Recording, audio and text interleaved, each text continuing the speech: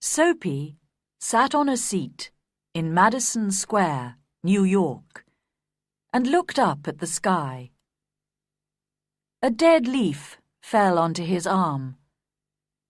Winter was coming, and Soapy knew that he must make his plans. He moved unhappily on his seat. He wanted 3 months in a nice, warm prison, with food and good friends. This was how he usually spent his winters.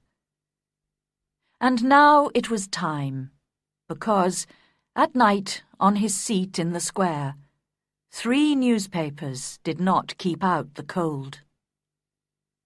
So Soapy decided to go to prison, and at once began to try his first plan. It was usually easy. He ate dinner in an expensive restaurant. Then he told them he had no money, and they called a policeman. Nice and easy, with no trouble. So Soapy left his seat and walked slowly along the street.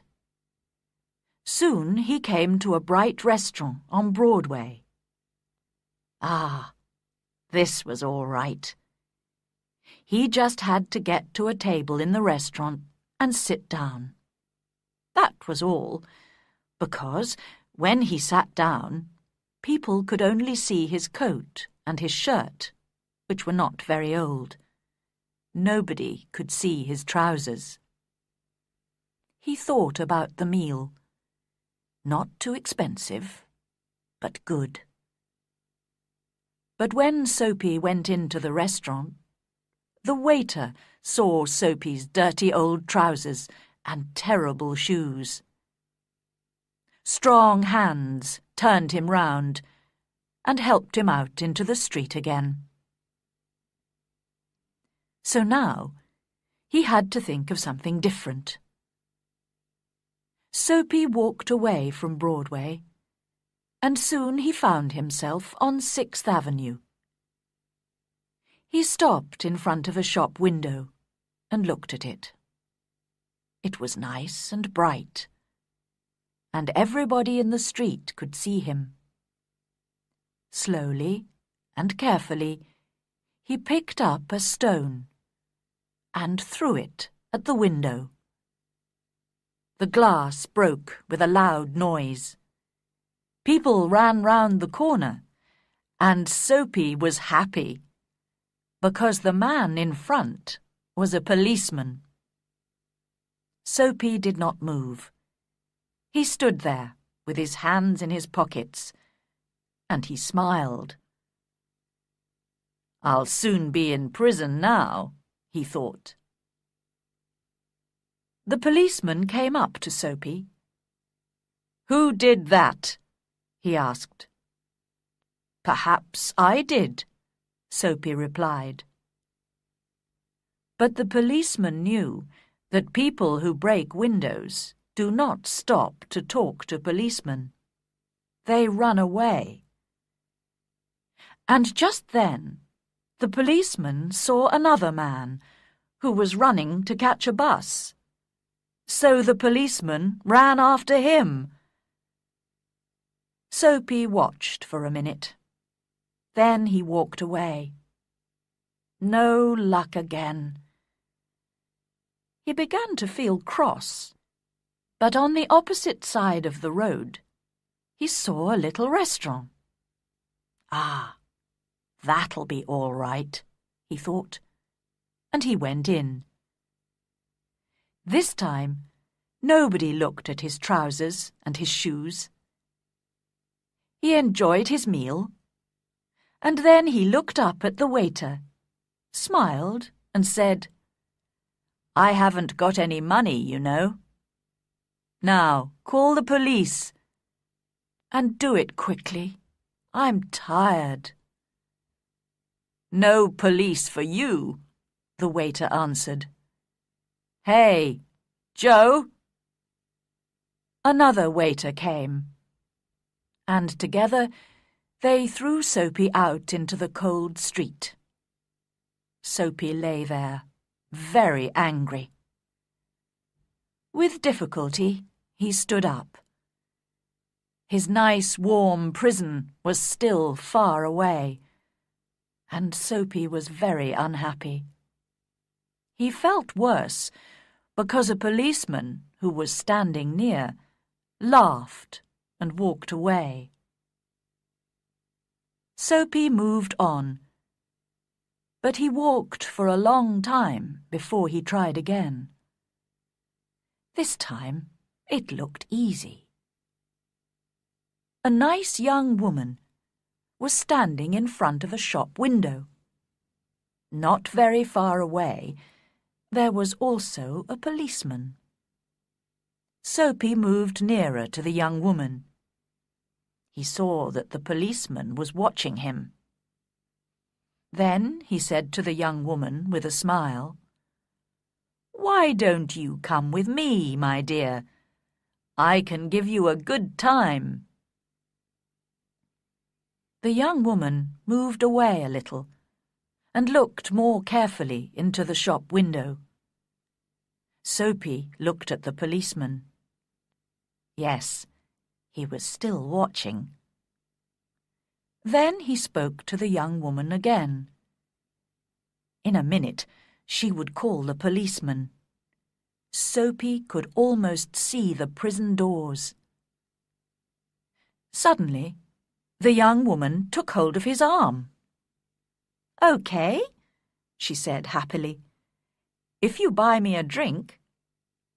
Let's go before that policeman sees us." And poor Soapy walked away with the young woman who still held on to his arm. He was very unhappy. At the next corner, he ran away from the woman. Suddenly, he was afraid. "I'm never going to get to prison," he thought. Slowly, he walked on and came to a street with a lot of theatres. There were a lot of people there, rich people in their best clothes. Soapy had to do something to get to prison. He did not want to spend another night on his seat in Madison Square. What could he do? Then he saw a policeman near him. So he began to sing and shout and make a lot of noise. This time they must send him to prison. But the policeman turned his back to Soapy and said to a man who was standing near, "He's had too much to drink, but he's not dangerous. We'll leave him alone tonight." What was the matter with the police? Soapy was really unhappy now.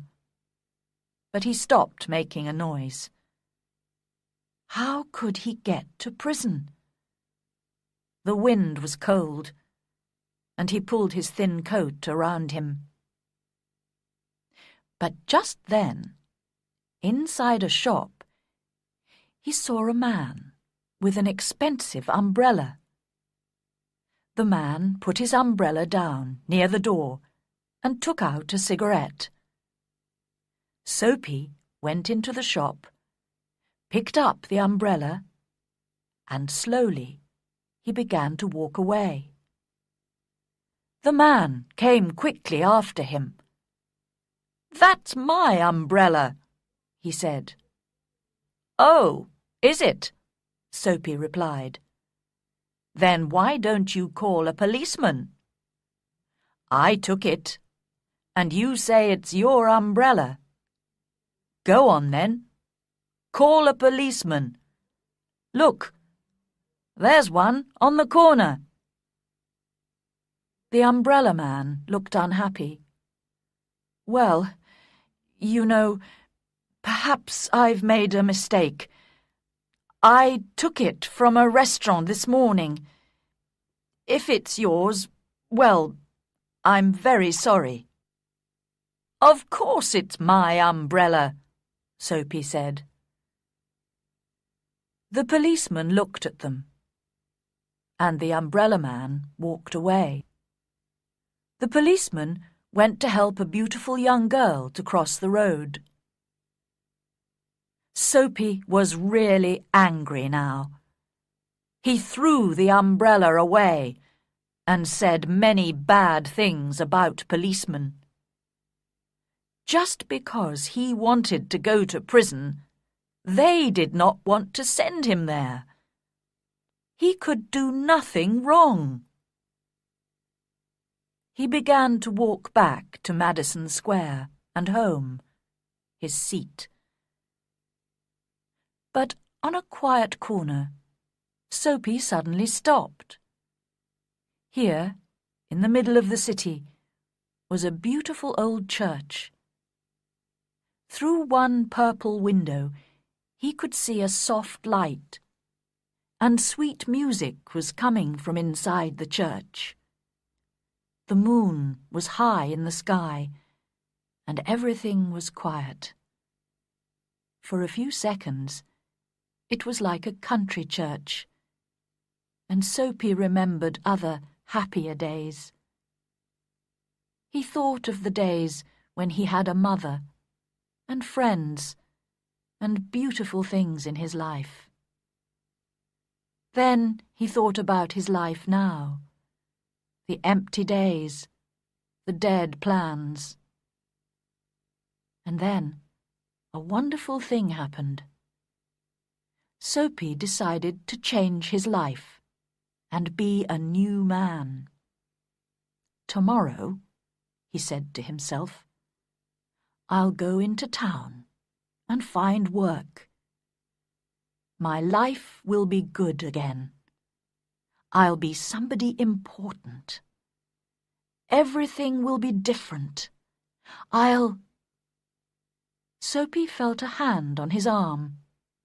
He jumped and looked round quickly into the face of a policeman. "What are you doing here?"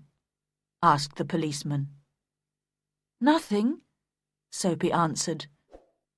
"Then come with me," the policeman said.